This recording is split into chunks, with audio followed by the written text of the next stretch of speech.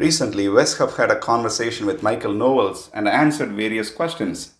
Wes was answering this particular question whether Jesus visited India during the so called missing years. This is what he said. Luke tells us that narrative in chapter 2, verses 41 to 52, where the 12-year-old boy Jesus goes to the temple and, Mary and Joseph promptly lose the Son of God.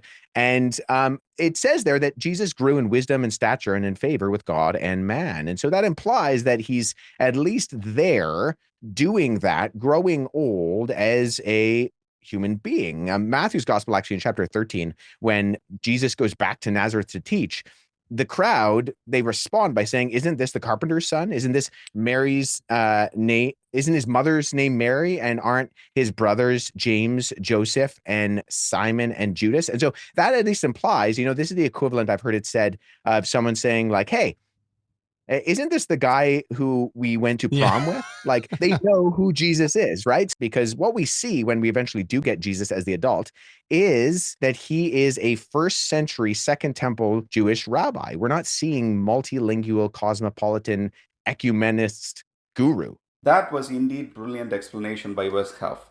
However, Michael Knowles, being a Catholic, didn't like the answer. Especially what Wes said about Mary troubled him. And so he tried to sneak in the unbiblical Roman Catholic heretical views about Mary being a perpetual virgin into their conversation. He wanted to claim that the children of Mary mentioned by name in the Bible are not her biological children. That's why Michael forced himself to say this. On the Emmaus Road, I recall our Lord opening up the scriptures, not the Bhagavad Gita. And Yeah, even, that's right. as you mentioned, Christ grows in wisdom and in stature. He is subject to his mother and stepfather after they find him in the temple. So what surprised me was Wes Huff's reaction. He didn't seem to catch the Catholic propaganda. He didn't push back. He simply nods and moves on.